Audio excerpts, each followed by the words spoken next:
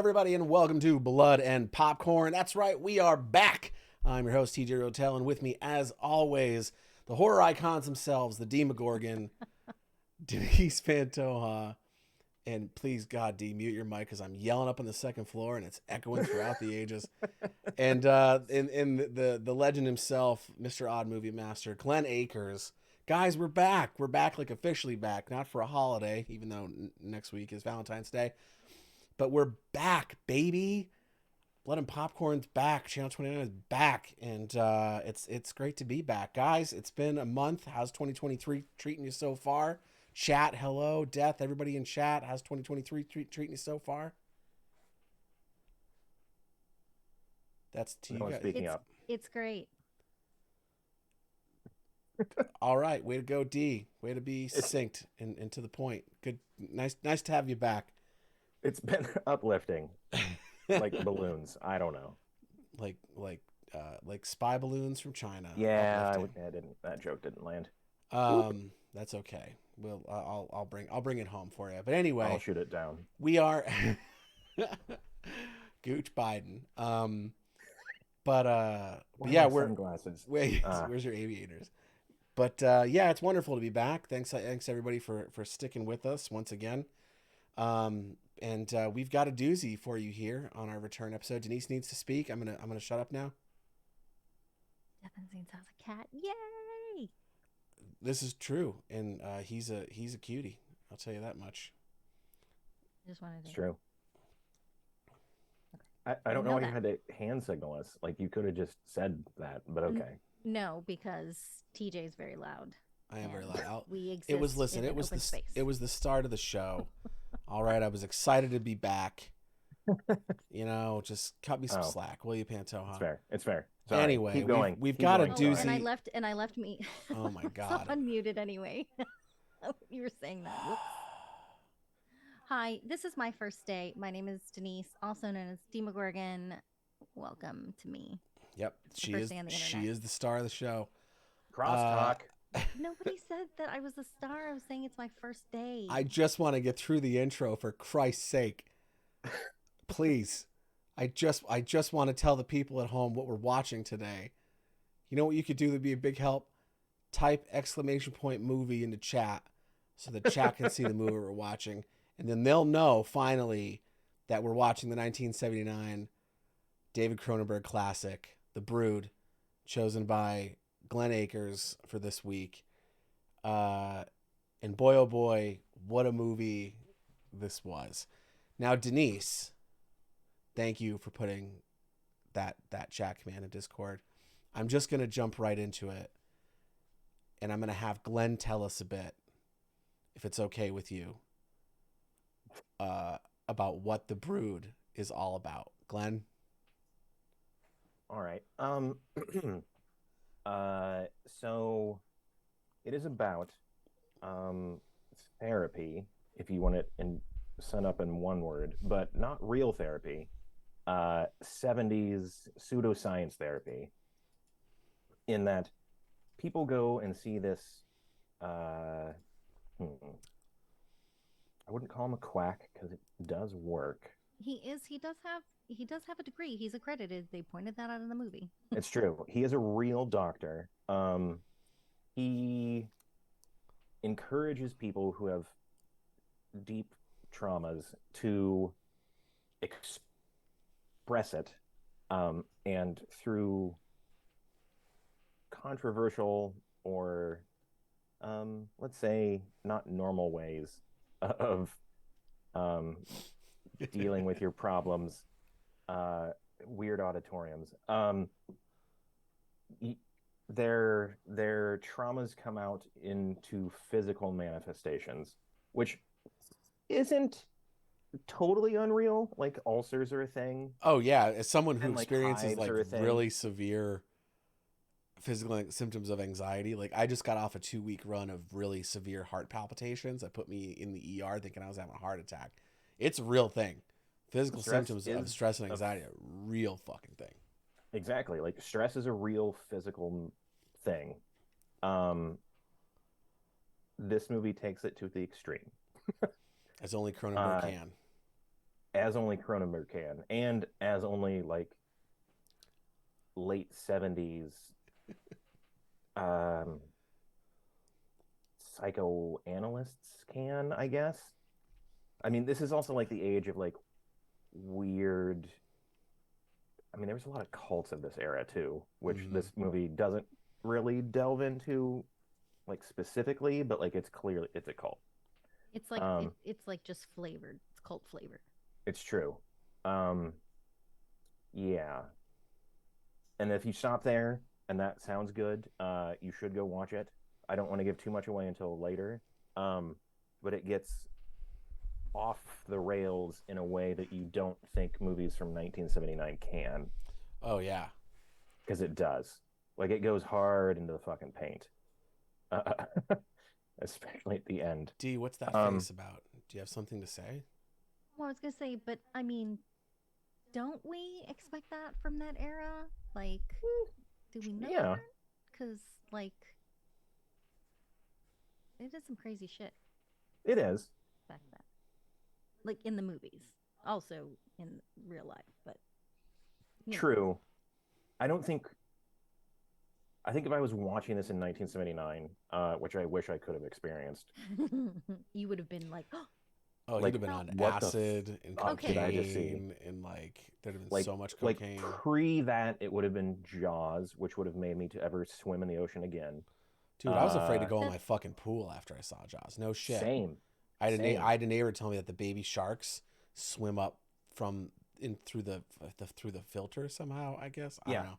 yeah. Yeah, I wouldn't go in the fucking pool. And I had an above ground pool. It was a fucking Did we 5 foot have deep like pool. related aunts? Because I had that same story. Maybe your auntie was my friend Amy from across the street. I don't know. Amy's a bitch. oh my god, that was Amy. No, it was her brother Brian. I think actually. And the fucked up thing about that is like the pool I was swimming in was above ground. Like it Yeah. wasn't connected to like anything. Anyways, sorry, tangents. Subscription. Yo. Oh shit. Sis, thank you so Yes. much. Cheers. Thank you so much and welcome back, bud. Good to have you. So yeah, okay. I guess you are right because when did The Exorcist come out? That was the late 70s too, right? And You're that right. was like That's true. that blew everybody out of the water. So fair enough. That's true. I mean, it also had Warner Brothers behind it with Warner Brothers money. Like this movie But I mean, like didn't. the subject matter and how it was so visceral. Well, that's true. But if you talk to a Catholic, everything that happened in The Exorcist is real and happened, and it's a documentary. Well, it Um, was and it is. I was raised Mm. Catholic and I can tell you, The Exorcist. I was too. The Exorcist was a documentary. In catechism, which is Sunday school for us Catholics. It was, We were yeah. shown the worst parts of The Exorcist and told that this was a documentary and that was Holy real shit. footage. That's intense. I don't think I've seen What? that before. Yeah, small towns. I mean, I was in a And- small town. They wouldn't show me The Exorcist. Although I would have loved that shit. I was into horror when I was a kid, so that would have been great. There's a reason Glenn doesn't really watch The Exorcist still. My church It did scares the not show shit out of me. that. That tracks though. If anything's good, That's it's good because it's an excellent movie. I mean, listen, it's a talk for another time, but yes, demonic possession. No, It's Mm. gross. that's I don't, like I don't Still like have trouble with it it. Don't Mhm. want it. Don't want anything to do because with of that. what year? Because this felt a wee bit. There's another movie we've seen recently that this kind of like evokes, but like there's like a little society-ish, like maybe Society took some because that was the 80s, right? Society maybe Mhm. took a little Yeah. bit from this, Probably. maybe. Are you talking about the and ending? then took it. Yeah, Well, let's start at the beginning, but we'll start save at the the beginning. we'll save the ending for you. I And ruined the show. Sorry. s- See everybody later. Bye. Speaking of beginnings, Denise, tell us your thoughts. This cast was pretty good. Like I don't think It's an anybody in amazing here, cast. I don't think anyone in here was bad. What were your thoughts? Did you have a favorite cast member? I mean, can I just say my favorite, first of all, was that Howard Shore scored this fucking film? Yes. Yes. Yeah, Mr. fucking Lord of the Rings Lo- himself. Academy Award winner Howard Shore. Amazing. This was one of his first Howard movies. Shore. Yeah.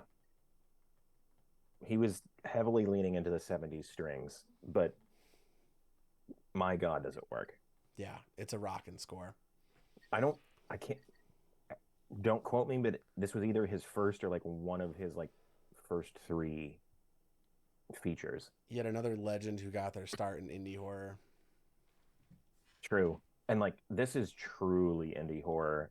Uh Even though it doesn't look like it because it looks like I mean it is a professional movie, but like it was extremely low budget. It was in Canada in the late 70s. Uh and It like didn't look like it was skimping on anything. Mm-mm. no, it didn't. Um and that's like a testament to Cronenberg apparently and like his team. Apparently at the time, like in Canada, like there weren't movies made commercially. Like it just didn't happen. And then this was kind of the movie that one like truly made him, but also like opened up the Canadian like film market. Because it was like one of the first movies that like got Canadian funding, like government funding to make. And it was the first movie that was like, and it's a horror movie, so that's why it's like sellable. But it was like one of the first ones that like really did well outside of Toronto, uh, which is interesting. I don't want to go too much into it, but like if you watch the special features on the very good Criterion Blu-ray that this is on, um, they had a crew of 7. Holy So like this was an fuck. indie movie. What? Wow. It was like it's truly an indie movie. Baby Frankenstein had a bigger crew than that. Sure, I've never worked on a crew of 7. No, I don't think I Pornos can. have bigger crews. Like Yeah. honest, Yeah. like truly they do. Yeah. I mean, geez, that's a small number for a movie of this scope. I mean, there's a hefty amount of prosthetic makeup in this. I thought the blood was a little, but I mean, crew of 7. It was better than a lot of its contemporaries. In a lot of those prosthetics, and the creature effects were great. Its blood is better than. I can't believe I'm going to say this, but it's better than Suspiria's original Suspiria. Well, Argento loved that paint look, man. He did. Like, like him and was, him and early Romero, just like it was just true get a can of red acrylic paint. Artistic. Yeah. If you watch the special features or any interview with Savini, they said that they bought stage makeup, like stage blood, from 3M, which is funny, like giant company 3M, and like they said that it looks good in real life, but when you film it or for whatever reason in 70s film, it looks like paint, which it does. Like, and don't get me wrong, Dawn of the Dead is maybe one of the, if not the best horror movie ever made. Oh, I couldn't and then agree more. Suspiria, sorry? I couldn't agree more. Love Dawn of the Dead. Yeah. And then Suspiria, like, also, if it isn't the best, it's number 2, in my opinion. You love Suspiria, though. Like, I like Suspiria, do. but I'm so much more of a Demons guy when it comes to Argento. But I, like, respect the dude's catalog in general. But he also didn't do Demons, though. But I know, but it's still an Argento movie, right? Like, it is. Yeah. Yeah, like it was his protege. Yeah, that did it. The Blood and Demons is much better. Yeah, that's what 10 years of realizing your blood looks like paint. May I interrupt for just a moment, gentlemen? You can do whatever you like. You're a host on the show. Oh, am I? Shut up, Denise. Yeah. Don't talk. Oh, there it is. Did we get I almost said a DP. Did we get a Dr. Pepper sponsorship? Not yet. Still angling, though. Not yet, but if anyone from Dr. Pepper's watching, don't forget, Denise really wants a sponsorship deal. I'm just a big fan. I'll say there's Dr. Pepper in this class as well. Not here. I have. Or wait, did Twitch remove the ability to drink alcohol on stream? I don't know. They removed G4. I don't know. Maybe this is. Maybe it isn't. There's some watered down tea you got there, tea. Yeah, I like in my a short tea glass. I like my tea to look like tequila. You know what I mean? Mm-hmm. That's how light I like it. That's how I want it. It'll be all right if you get in like a hot tub. It'll be fine. Yeah, everything will be fine then. D, I didn't realize you changed your Twitch handle. Oh, you You did? didn't know that? I finally did it. I've been thinking about it for a while, and I changed it recently because I was like, I don't want it to just not be there when I finally decide to do it, Yeah, that's and exactly get how they off would have my gone ass too. like usual. So I tried to make my hair 70s, like bigger in 70s. I hope it comes across. Her hair was amazing. It was. It was very good. I don't want to jump ahead of myself, but like, how long do you think they had with her to do her scenes? Um, I mean, we really don't have a form to the show anymore. It's mostly just an open discussion, like a roundtable discussion. But I'd bet 2 days. Okay. D.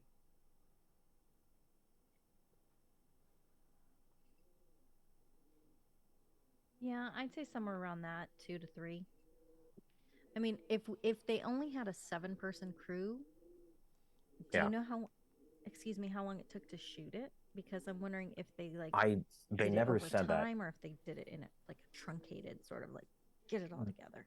They never said, but I'm guessing. I mean, again, I have no idea how shooting in the 70s works, other than all of your locations are terribly garish, um, and your wardrobe is amazing because it's the 70s. I would think I said 2 days because the way I broke it down was one day for the ending because Yeah, that was super intense and had a lot of FX prosthetic stuff going on, and then one day for all the other pieces with the doctor. Yeah, she just had very few.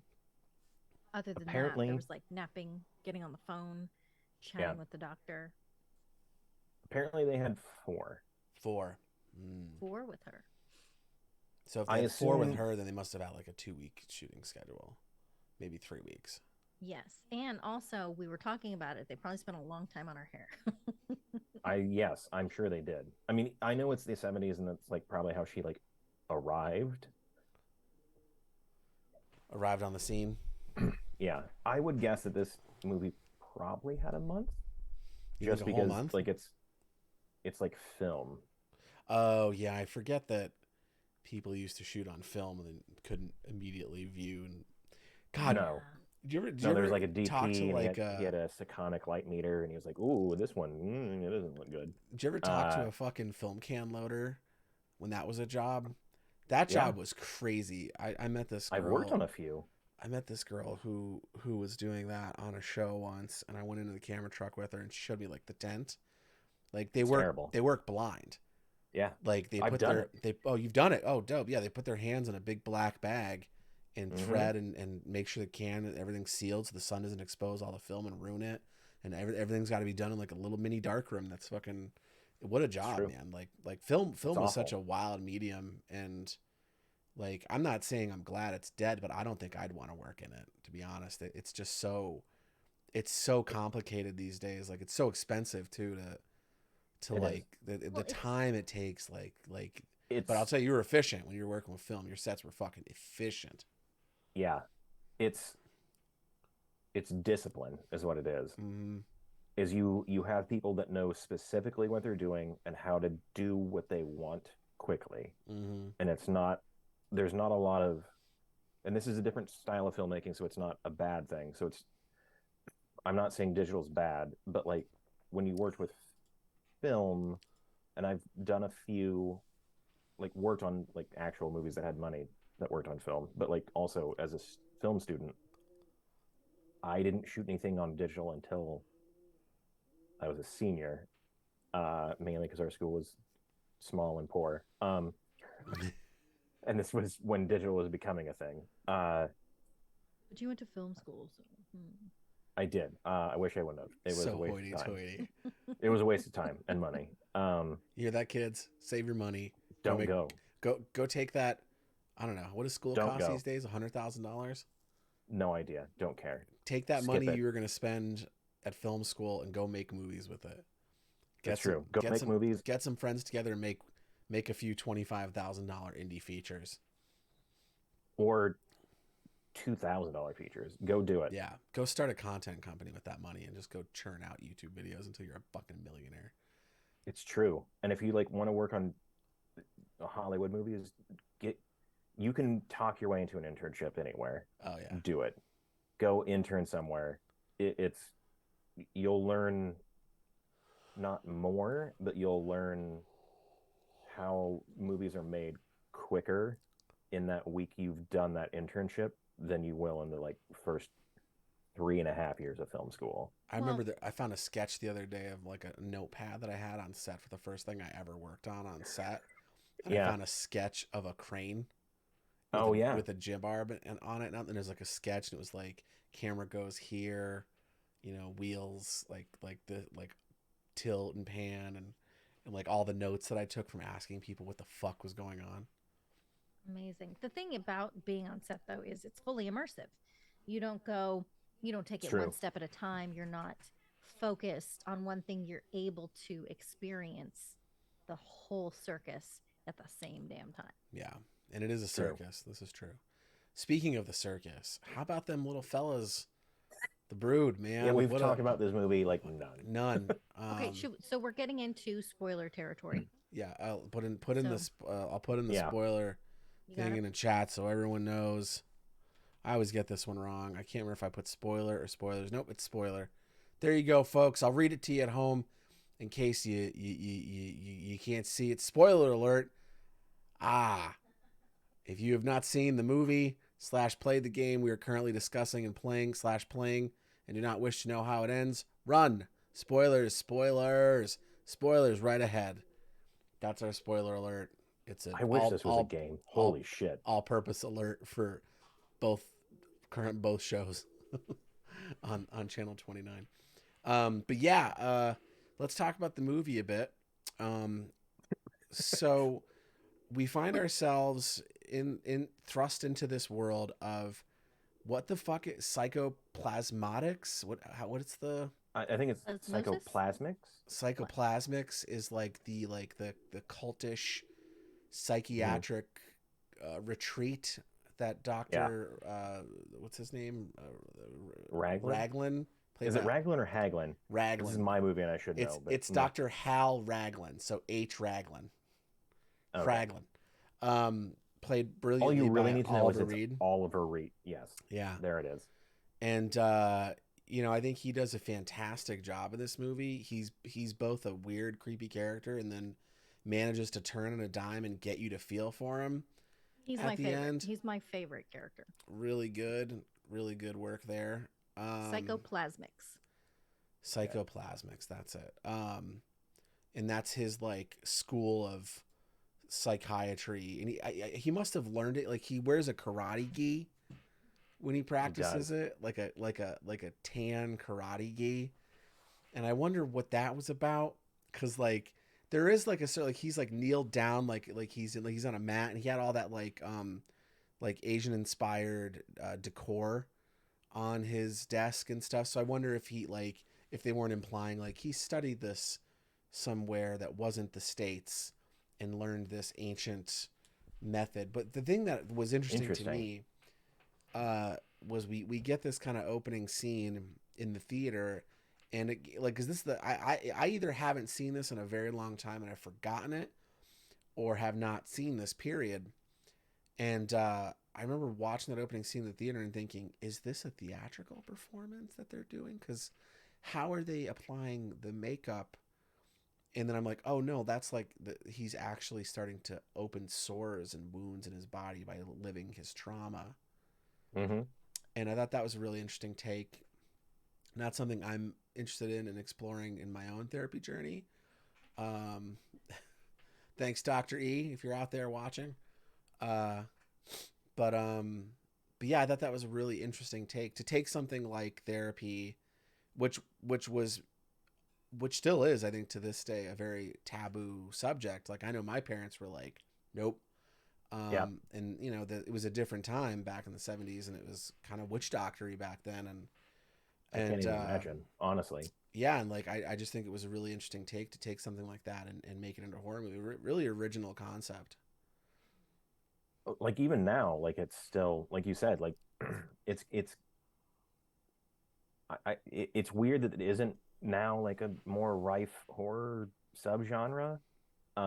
But like I can't imagine in like 1979 or whatever, like I talked to people who would have been of this age, i.e. my parents, who would have been like in their 20s or 30s when this came out.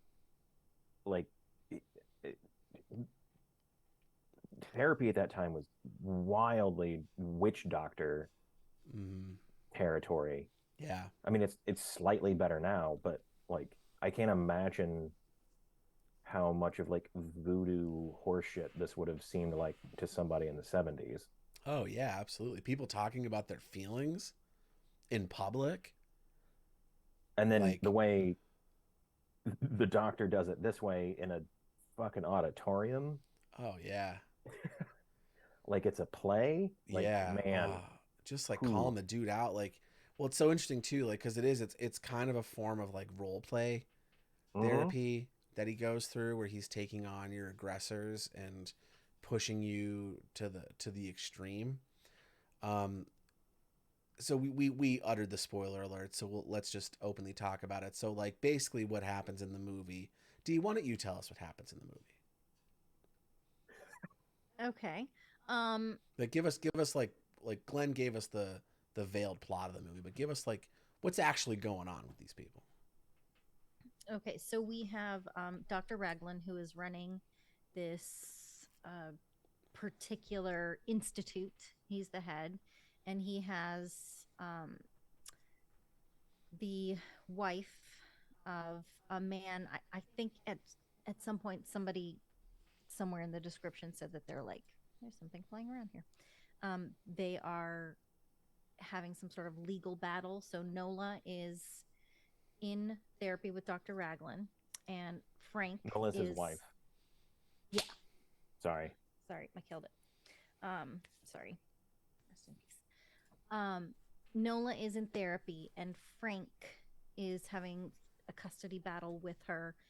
He takes their 5-year-old daughter Candace to go see her. He has noticed that there have been some uh, bruises and bite marks and scratches on her back.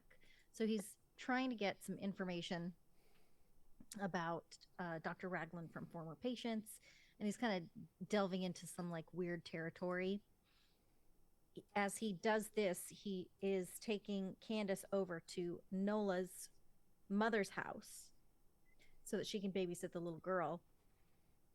And during a session with Dr. Raglan and Nola, as she's talking about how she was abused by her mother and she was hit and her mother was a drunk,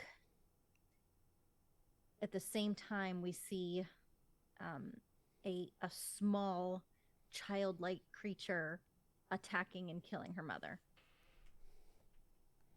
It, the this goes on, and her father comes into the picture, and it's basically as we go through these therapy sessions with Nola, something different is happening with her than happened with any other patients. The patient at the beginning of the movie, it manifested through him in sores. Um, it manifested, you know what I mean? Words are hard. No, But with it Nola, manifested for sure. yeah. But with Nola, it seems that um, as she is confronting this trauma, bad things are happening to the people who have upset her. So, how does this happen? You know, what's going on? Her father comes into town. He tries to go and get Nola and tell her that her mother has died. Dr. Raglan won't let him. And he is back at his ex wife's house, who he never intervened and protected Nola against. And lo and behold, something bad happens to him. Um, and then every person that upsets Nola in this movie dies. Really interesting thing And how that do they we die?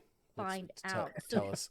they're attacked. Give us the what is the brood, D? Tell us what the brood is. Okay, I'm getting all the brood. Listen, you need all the information. Your description's coming in at about 90 minutes where the movie was. So You're just like let's. hilarious.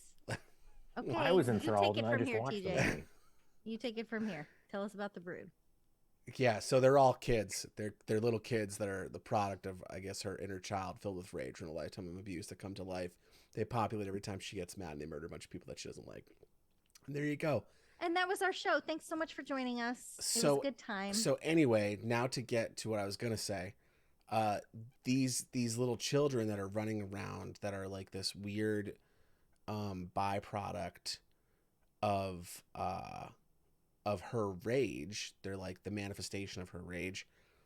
Um they're really interesting. It's such an interesting character because you wonder like what was his inspiration behind like the sacks, like because they're like they have these little like they don't have navels or genitalia. They're horribly disfigured. You would bet there's probably something going on internally with their organs. Like they're born from her and we see at the end in a very physical way.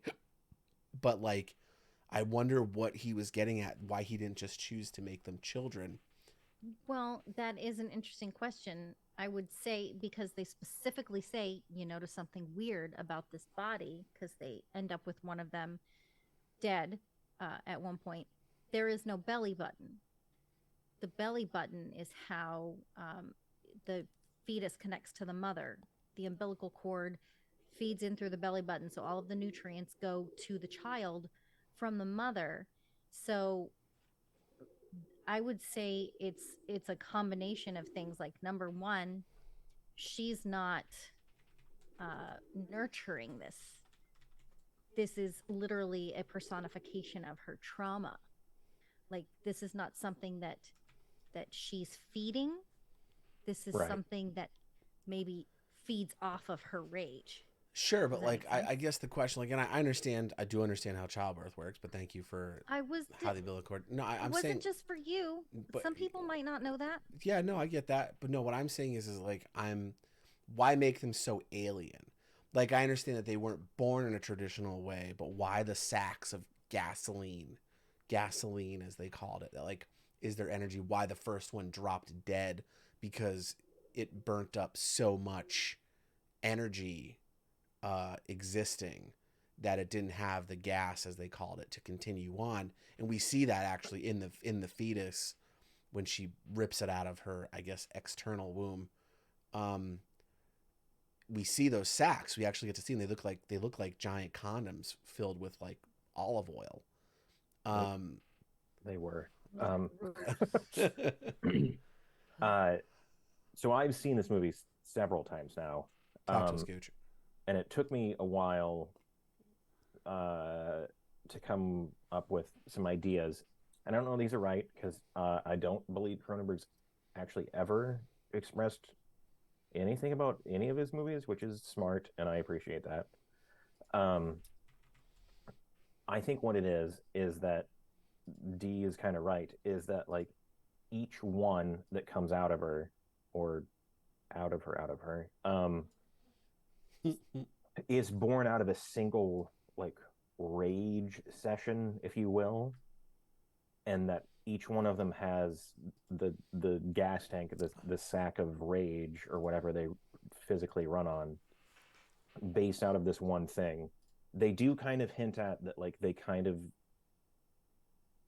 uh, do her bidding um, telepathically, because there's a Mm. scene where they're like they did this thing and she didn't know about it, and then at the end Raglan or the doctor is like she doesn't even know that the daughter is there, which is crazy if it's a if it's these children that she's like given birth to that like do out her subconscious bidding, I guess. I think what it is like each one is rageful at one specific thing or person, usually a person, and they exact that rage or revenge on that single thing. Um, it kind of falls apart with them bringing Candy back, that theory, but I still think it's kind of each one of them is like, oh, I hate the teacher, or I hate the husband, or I hate the doctor. And like each one of these kids, that's their main goal, is to do this thing. I think that's what they're born of, but remember, in the end, They they are all sort of it's like a hive mind thing, right? So exactly. when her intentions change, they know it in that moment. It's true. I think Um, I think I may I'll have say it's kind of a plot hole that actually. misexplained. I'm talking about the creature design, specifically Oh, did they like run out of gas? the special effects makeup. Why why Okay. why he chose to do it that way. But I'm grateful that you both took the time to Well, elaborate on because that more. but that's why, because it's not just because like at first I was like, oh, this is her inner child. It's not. Rage distorts so much It does. that, I would imagine that's why. I would ask the same question of what was the inspiration behind the design for Pumpkinhead. I think Okay. that's where I'm not questioning it. I'm curious to know what the influences were. Why, like, is there a creature in the wild that has external lungs, like a fish or something that has Oh, I see what you're saying. sacs So you that want to know what exist the on its real life back? inspiration was. I just want to know where Cronenberg is a twisted fuck. Let Like me give him a call. Hold on. the dude's It, brain is up there with the likes of Clive Barker when it comes to oh, 1,000%. like the twisted mind of a horror god. And I think that's what I'm trying to assess is as like, you know, where do you think of something that visceral looking, especially because again, like the kids themselves don't look like anything really spectacular. Like they mass produced a prosthetic and then they threw Yeah. hoods up on everybody and put a little fake hair in front of their head so they could all look blonde. Like it was a very basic design. Yeah. But getting to see the fetus version of it, we got to see, you know, what all was going on in that world. And like I said, we did see the sacks and I was like, oh shit, there they are. Um I'm not sure. I will say this though, like to that point you're making. Um, Cronenberg went to school to originally become a doctor, I believe. So like he might oh have intimate knowledge of abnormalities or other types of creatures that have something similar to this. And then mm. he eventually went into literature, I believe. I could be getting this wrong. If I am, somebody call me out, please. But like I do know that he does have training in medical and then literature. That could be probably where a lot of this comes from. Because it did like D obviously being a woman and knowing the female reproductive system. Is that kind of what we were seeing? Was that like an external womb that did have like a umbilical cord feeding into it? It was just all external and not into the baby's belly button, but into the sac. Yeah, I would say so. Now, interestingly enough, because I was just looking up, is there any animal that has like their womb outside their body? Now, ectogenesis is a thing, and that is like artificial wombs. And that started in 1954. So he could have Oh, had some Interesting. inspiration there we from go. ectogenesis. Now we're getting to the bottom of it, or at Like he least read having like a a medical theory. journal.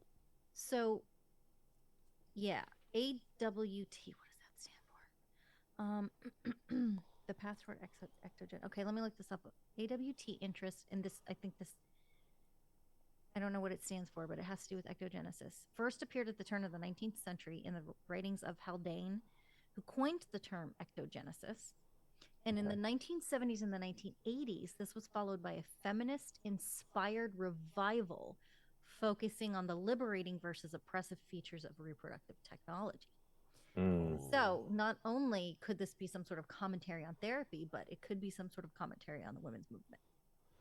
Cronenberg cutting deep. Man's a poet. Could be. We're gonna find out he's like a horrible sexist or something. Like someone's googling him I right now, say and it's could like be David because Cronenberg brought up on 15 counts of, sexual assault. You're like, oh no, no, this is all a joke, by the way, Mr. Cronenberg. We love you. Unless you did sexually I'll assault a bunch actually of people and go fuck yourself. not I don't think you did. I don't think that's defend fair. is the wrong way, but I'll actually speak to that a little bit. Is like I read a review, like a more recent review of this, and they said when this came out and with his previous other two, Rabbit and Shivers, he got a lot of shit in the press for being misogynist. And he would never like really talk about it because he didn't care to, which props to like not feeding into people who want to like tear you down. Mm. Uh, though with those charges, he probably should have, but whatever. I mean, it was a different time. Like he would have had to It like was call a reporter, schedule an true. interview, make that. And like by the time it all would have happened, another horrible thing in the '70s would have occurred. That's true. And like also at the time, he was like kind of the only like commercial Canadian director. So like Mm. he would get all of the ire from every critic and person who wanted to get published. But uh, this critic who is in his defense, so give it a little grain of salt, is they're like trying to defend him, is that in those three, which they is part of like an unofficial like biology trilogy, which doesn't really make any sense if you look at his other later movies, but whatever. He always got called like a wild misogynist, which makes sense because in all three of them, it's a female who is the creature. Um, but if you watch them, and it does make sense in this review, that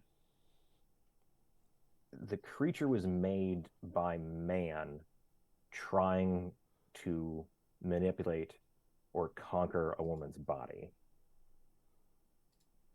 And that's kind of true. Like in this one, like she wouldn't have manifest murderous children if fucking Raglan wasn't like express your anger, blah blah blah, or like in Shivers a Rabid if they wouldn't have skin grafted her in fucking Rabid, or I forget what happens in Shivers. But sorry, D, you look like you want to say something. Yeah, if this is a Teams meeting, Dee's rapidly clicking her Whenever hands you're up ready. icon. No, I'm done. Sorry, whenever you're done. Okay, so this is from sci-fi-now.co.uk. Talking about The Brood, it's a brainchild of writer-director David Cronenberg. And of course, obviously, the biggest thing of all it's commentary on that we haven't said is divorce. It is. Was written during a particularly turbulent time for the filmmaker, whom himself had recently gone through a harrowing divorce and subsequent custody battle for his own daughter after she was abducted and placed into a cult by his ex-wife. Yeah, this is what I was saying in chat. Death mentioned that in chat a little earlier. Oh, that's I what missed I was, that. That's what I was going to touch upon. Yes. Holy shit. Like, so, what? Like, literally that year or the year before, his first wife and Cronenberg got in a divorce. I'm sorry, Death and Saints, I missed it. How to condensing everything into like a thing that I'm probably not getting wildly super accurate, but whatever. Cronenberg's real daughter, Cassandra, is her real name. Got taken with her mother to California because it's the 70s and that's where cults are. To a place where most people, including Cronenberg, have said that it was a cult. He flew down from Canada illegally and illegally took her from her and brought her back to Canada. But it was the 70s and like laws don't happen because I mean, they were pretty like fluid. Yeah. Well, I think he even says like there's a line in the script where like the detective says like or no, the lawyer says like, that's in the first 10 minutes of the movie. The law sides with the mother. Motherhood, yeah. Yeah, or something like that. And you're like, yeah. And it hasn't changed. It's true. Most of the times it's always in favor of the mother, which usually is accurate and should be that way. But there's plenty of cases that we're gonna have to cut that out of what I just said. Hey, we're an open forum here at Blood and Popcorn, and if Glenn hates moms, That is not what I said. You know, that's Oh my god. just add them to the list with John Carpenter.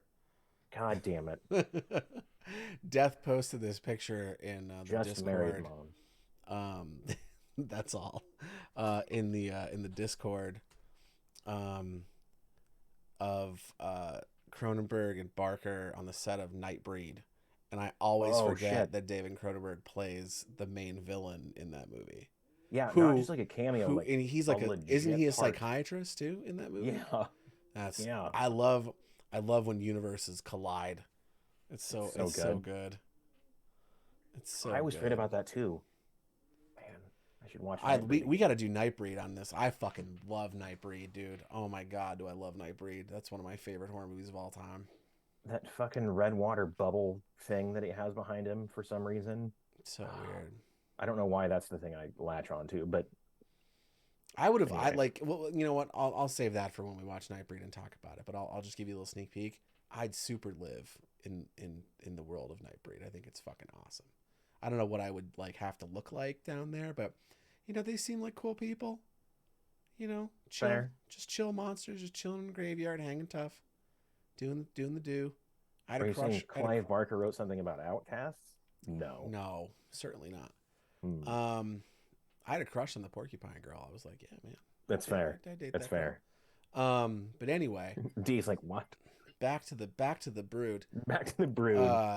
The movie we're talking about here on the show tonight. We've spent maybe 20 minutes of the last 50 on. All right. But that's what the people come for, Glenn. They come for you, and they come for D, and they come to watch me introduce the two of you and let you speak. On our hot takes on divorce. Hot takes on divorce and cults. But no, I thought like overall it was a cool movie. You know, like I said, I like some of the blood stuff I wasn't wild on, and I guess that's probably because they were saving it for the end. I'm curious, but like where though? Well, like I think the only real good blood work was when the teacher gets bludgeoned to death by the two kids. Okay. And I thought you were gonna like shit on it. I was like, that was pretty horrifying. He picks up her head and there's blood everywhere. Like the mom looked a little wonky. Like, because here's the thing that bothers me. Like sometimes by the time we see it, like blood drives fast, but not when it's actively pumping out of your still living body.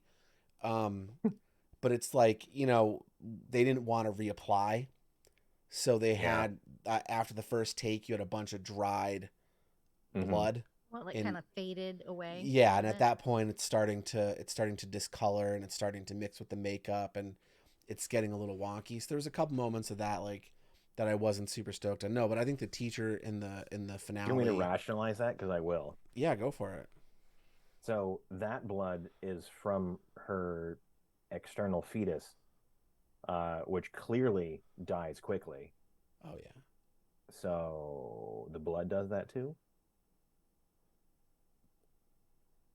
Wait, are you talking about the mom? Her mom. Yeah, her mom getting murdered. Oh yeah. By the Brood. Whatever. Her blood was full of whiskey. And the dad's too. His was a little wonky too. But also full of whiskey. It's thinner because of the alcohol. That's true. It's true. It's true. Actually the reason I'm drinking whiskey out of a glass today. I hope I don't get. I was trying to be themed. Beat to death by a glass ball rage monster that Denise births tonight for me teasing her on the show. I hope we can avoid that tonight. But if I don't make it, I just want everybody to know I don't blame her. I blame me. But I do. If you're in therapy her with Oliver Reed, tell me, because I'm going to come where you are because I want to hang out with Oliver Reed. No, I'm sad. We haven't even talked about Oliver Reed during this. I know. I don't think we're gonna. Right. Yeah, I think we are. What a fantastic performance, Glenn. Tell us about Oliver Reed and tell us why you love him so much. Well, I like the drink. As famously does Oliver Reed. So you just empathize. I do. I wish I was as cool as he was. If you don't know who Oliver Reed is, you probably saw him in Gladiator, which was his last and by far biggest movie ever. Oh my God, is he the slaver? I don't know. I've never seen it. You've never seen like with Russell Crowe? You've never seen Gladiator? I Fuck, know the he movie. is. No, I haven't. He's the dude that ends up putting Russell Crowe in the arena and Oh yeah, ultimately that's him. freeing Yes, him yes, in the that's end. him. Yeah, that's Oliver Reed. Holy shit! I didn't Yeah, realize that. He's a great actor. he is an amazing actor. What was he doing in this? Uh, It's like Donald Pleasance and fucking It was Hall. 1979. it's true. It's not true because, like, I mean, that is true. It is 1979, but like, this was like middle of his career. He could have not done this. Oliver Reed is an English actor. He became famous for the most part through Hammer horror in England. Anyways, we got to do a whole series on what Hammer horror was and get into that a bit. Glenn, you're gonna take us through like great, like a whole like think about that when you're picking your movies. I want to, Oh yeah, no this season of Blood and Popcorn, I'm probably not going to pick anything pre or post 1990. I keep fucking up the dates because like we over the holidays we hit the 29th episode, which we should have done something special for because the channel 29.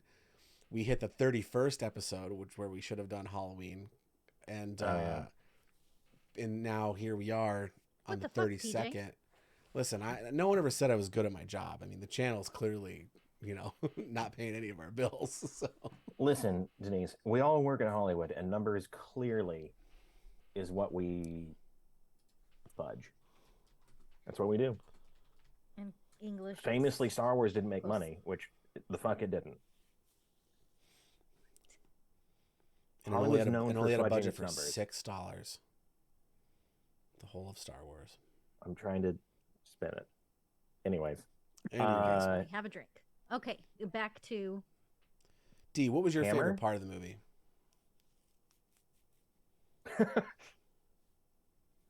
I am actually curious on this question. When she licks the fetus. I loved it and hated it at the same time. Yeah. Actually, okay, my first favorite part is when Dr. Raglan says, Frank, I've got a gun. Because I love the way he says it. And then, close second, maybe a tie, is the fetus licking. Let me ask you, 5 minutes apart. Do you think you would be as confident as Dr. Raglan if you had a gun pointed at somebody and you were about to let them know? Or would you be more like, I've got a gun? I mean, you have to play it cool, right?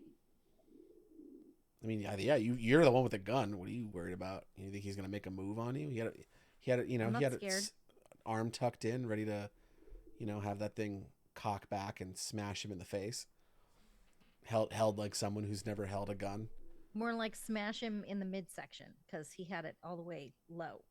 People way back when used to like hold it all the way down there for some reason. You always shoot from the hip. That is how guns work. Yeah. And that's where that phrase came from. Clearly you don't have an NRA card. Jesus. I don't know if they let people like me in. I think I used to have an NRA card when I was a kid. Because like my dad would hunt. He was like a hunter. Yeah. And they tried to get me That's to... what that's for. I move all of my stuff out. Listen, I don't have one anymore. As long as I'm an active member. I don't even own a gun. I'm way too scared of guns to own one. I'm a bow and arrow guy. They only go off if you touch them. They only go off when you squeeze that trigger. But anyway,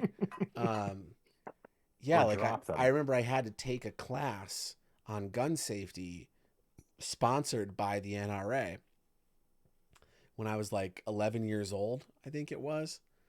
Yeah. So that I can learn. School? No, this was like a program you went to over like an 8-hour course throughout a day. You went with your parents and you learned how to properly handle a gun. It was actually like in a did one of these too. Yeah, like in a world where guns are real and the likelihood of your child probably ending up with one either in their hand or in their face. I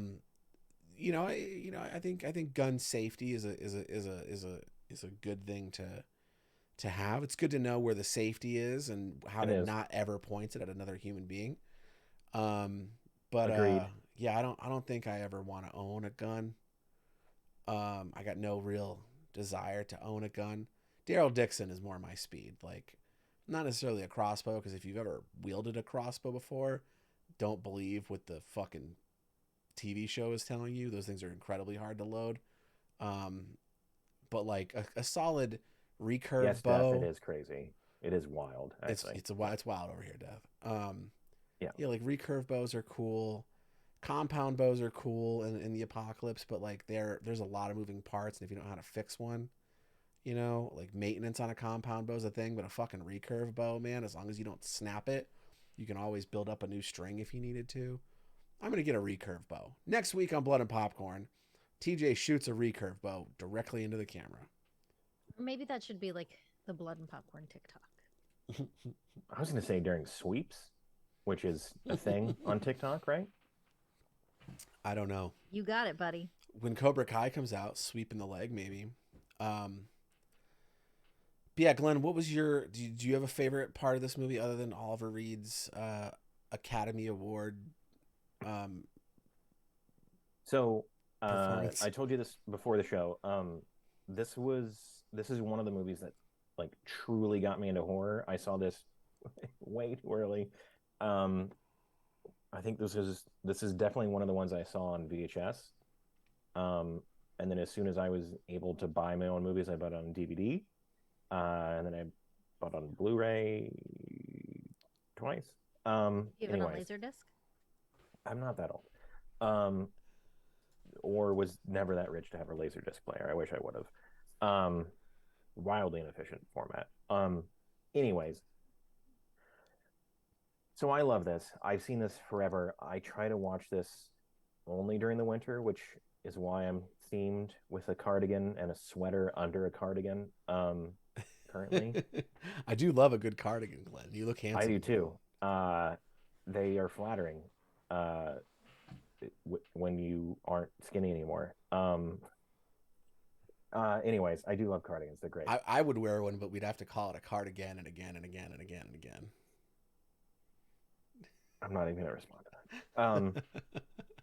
Anyways, I do love this. It's one of my favorite movies. I only watch it in the winter because, like, clearly they shot it in Canada during the winter. And I love movies you can tell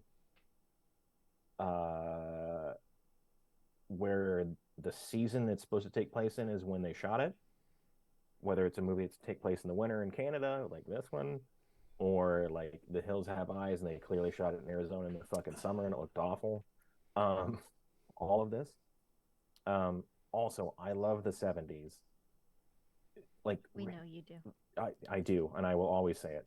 Ridiculous, stupid wardrobe. Like, if I could get the exact coat that the Doctor wore, I'd be the happiest dude on fucking earth.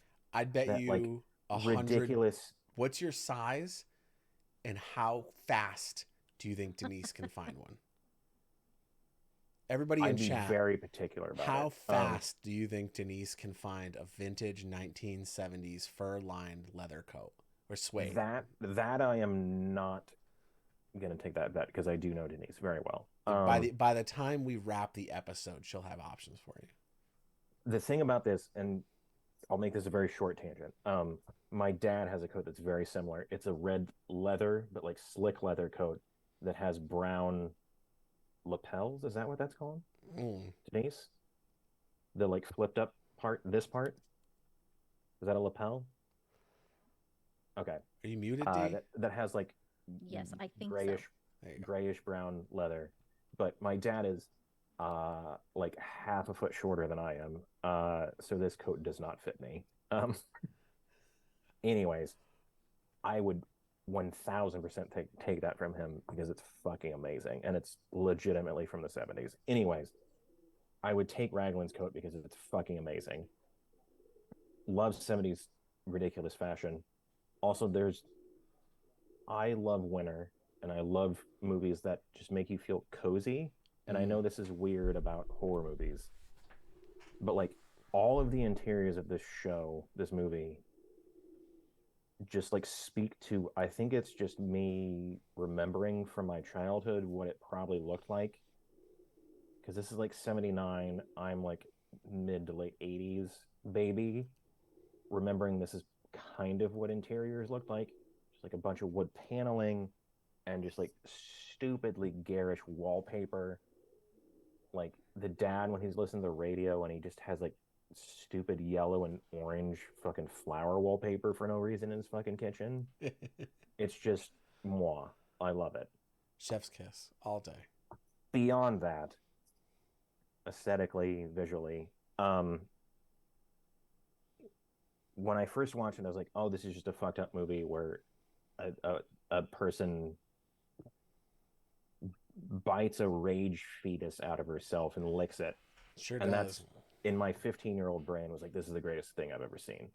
As I watch it later in life, I'm like, oh, this is about trauma. This is about rage. This is about like unresolved issues. It's like, holy shit, this movie that I've loved for 10, 15, 20 years, not 20, is like much deeper than I thought it was. That is truly why I like it. Also, again, it's the 70s. It hits literally everything that I love about it aesthetically. That was my very long I poured myself another drink answer. I found a bunch of floaters in my drink. I don't know if it's from the glass or the tequila, but this was a joke that I wasn't even gonna make. Like I've did officially this because stopped drinking it because look, I don't know if you can see it. Look at all that stuff floating around down there. I don't know what it just is. a worm. It's all tequila. chopped up. It's diced. It's minced. Yeah, it's they diced. minced the worm. It's the minced worm. That's so you get a taste. I didn't every, make in every, I didn't make this joke. Like the reason I'm drinking liquor tonight is because in this rewatch, this is like probably the 7th or 8th time I've seen this movie.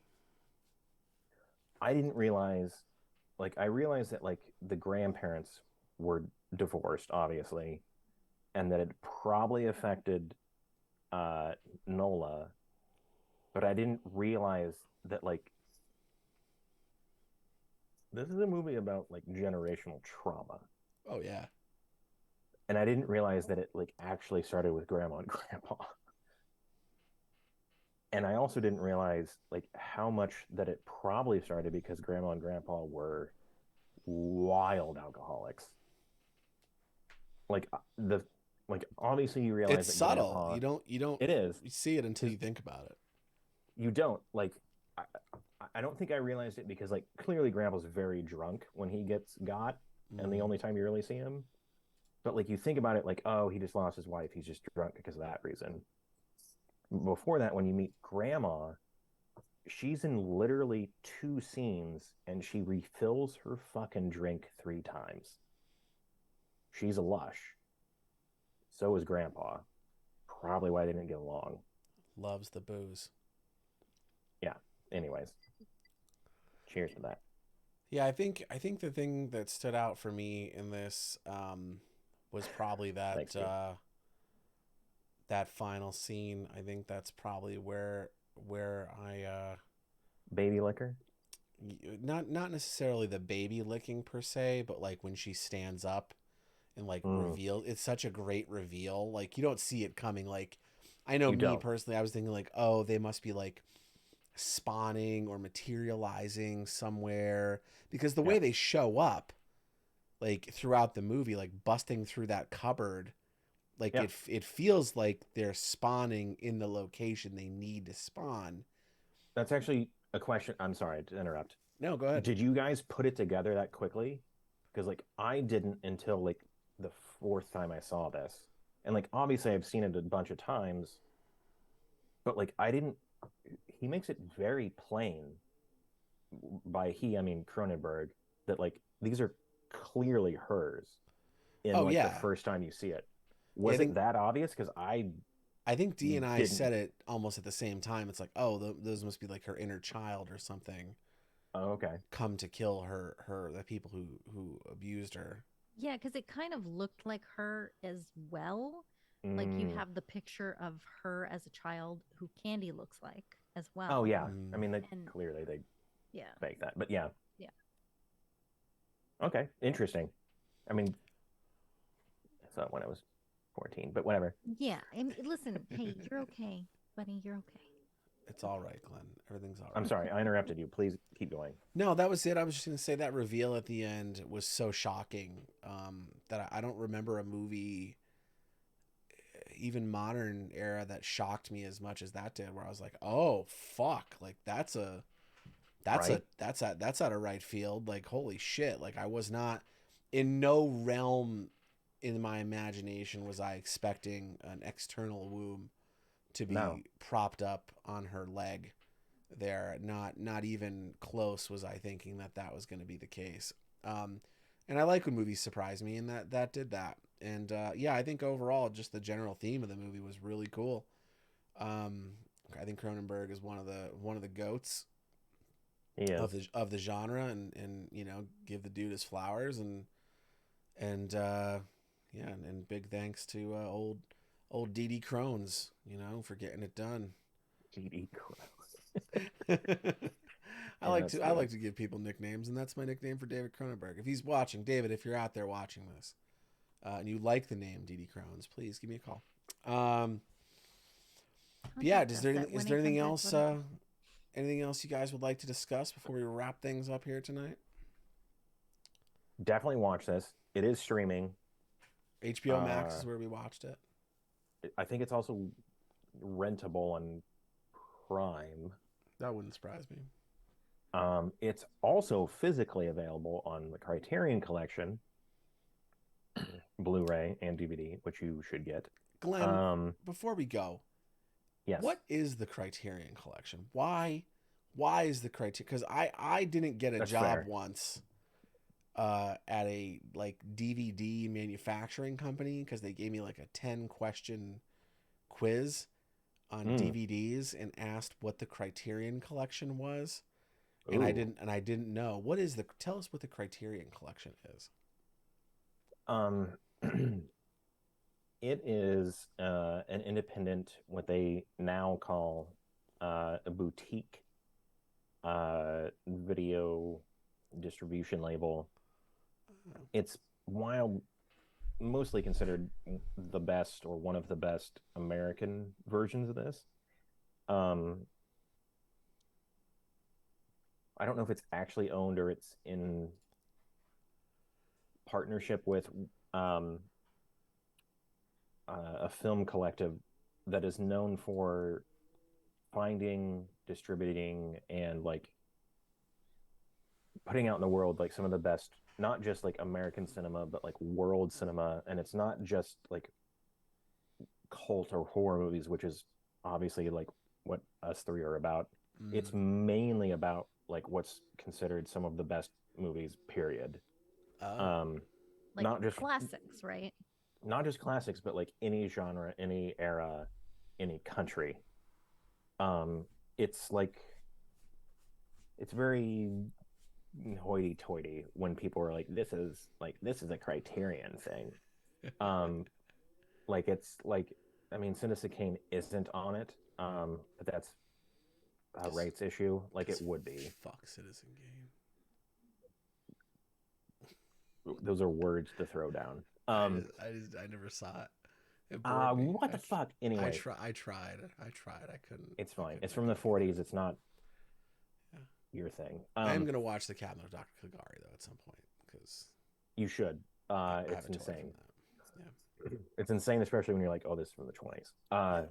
Anyways, this is it's basically like your snootiest uh film nerdy people that you know, like me, but like 1,000% worse. Uh Created like a film collective that like released things. But like when they do pick something, it's usually like, oh, this is like it should be in the Library of Congress or something like that. Mm. Um, this movie and Scanners from David Cronenberg are in it. Oh, Scanners is Um, so good. We got to do it Scanners is. at some point. So Scanners good. was the next movie after this. Uh, This was the movie that like launched Cronenberg's career. Like he did short uh Canadian whatever funded Canadian government funded movies. Very short, very weird, very experimental, like just art movies. Then he did Shivers, which I also suggest, Rabid, which I wildly suggest. Both created because he got in cahoots with a softcore porn guy, because they kind of are, especially with Rabid, because Marilyn Chambers is in it, who was a large porn actress at the time, also actually a very good actress. Period. Uh, from that, he got funding and got the door in to make this. It did fine, and then it like got him international acclaim, so he could do Scanners, and then from Scanners, it like became he's David Cronenberg now. Yeah. Anyways, didn't answer your Criterion Collection thing. It's basically if Sundance was more pretentious and released movies, that's what the Criterion Collection is. But I'll be sure to put that on my next application. If they pick a movie that's from a genre, like a genre movie, for the most part, it's worth it. Because again, they pick this one and they pick Scanners. And if you've seen this or if you've seen Scanners, like clearly there's a reason they did it. And when they pick horror movies, it makes sense. Like one of the ones I'm probably going to pick later is Rosemary's Baby. It's amazing. We don't have to talk about Roman Polanski. Whatever. Pulling all it's the stops. It's a great horror movie. I know some people, if they know the Criterion Collection, they'll be like, well, they also picked Armageddon. They did. But whatever. That was when they were only doing laser discs. It also makes sense because it did usher in CGI blockbusters. But anyways, I mean, it made me not want to close my eyes. It made me not want to fall asleep because I'd miss it, babe, and I don't want to miss a thing. It's true. Denise, I also any final loved Animal Crackers because of it, but whatever. Oh, Animal Crackers is good, yeah. D, any thoughts? I really enjoyed it. I thought it was great. I think that, what? I did text Glenn right after that and say, Glenn, why are you so nasty? It's true. Because, my God. But no, it was really interesting. It had that 70s feel to it, you know what I mean? Where it's like slightly melodramatic, but slightly. Well, I mean, listen, not as melodramatic as like the 40s and 50s. Fair. Sorry, I'm not trying to give you shit. It does start with a therapist calling his patient Michelle, but whatever. Yeah, he really goes for it. Yeah, but I mean, get past that scene. That was part of the therapy, though. Oh no, that it was. Wasn't like. I just mean in general, like the whole. I've got a gun, Frank. Frank got a gun. Dee's gonna get that tattooed on her forearm. That would be amazing. Oh my God, do that. I enjoyed it. Yes, I think it should go in like one of those like. Okay, this is a horror movie classic. Mm-hmm. And yeah, buy physical media. Let's buy it. Let's buy it. Buy it. Yeah. And yeah, I really liked it too. That's all I'll say. I'm not gonna say anything to add to what Denise and Glenn said. I think they summed it up well. Great movie. Check it out. Feel free to check out all of the Cronenberg library if you can. And yeah, that's the show. We're back. Channel 29 is back, so that means I'll be back in a couple nights on Thursday night with bonus round at I think 10. Woo! I think I do that at 10. It's been a while, but bonus round. I don't know what we're gonna play it because it's still bonus round. Fucking what do I know? But anyway, we'll be back with that. We'll be back next week with Blood and Popcorn. It's our Valentine's Day episode, and we're gonna watch one of Anna Faris's first movies. Lover's Lane, which Glenn let me know before the show. Arrow just released a super duper special edition Blu-ray of. Otherwise, I think you can sign up for a free trial of some Amazon owned streaming platform or is rent it Freevee? No, it's something with an S. Oh. But like yeah, like you can find it. It's out there. Lover's Lane. It's I think early 2000s, maybe 2000, 2002, somewhere in there. with Anna Faris, one of her first movies. We're going to check out Lover's Lane. It's a Valentine's Day slasher. Very excited for that. Very excited to be back. Thank you all for sticking with us, hanging out with us tonight, and supporting the Channel 29 community. Thanks to everyone who is a subscriber here at Channel 29, but also, thanks to everybody who just follows the channel and retweets, and thanks to Mo for being a modinator extraordinaire.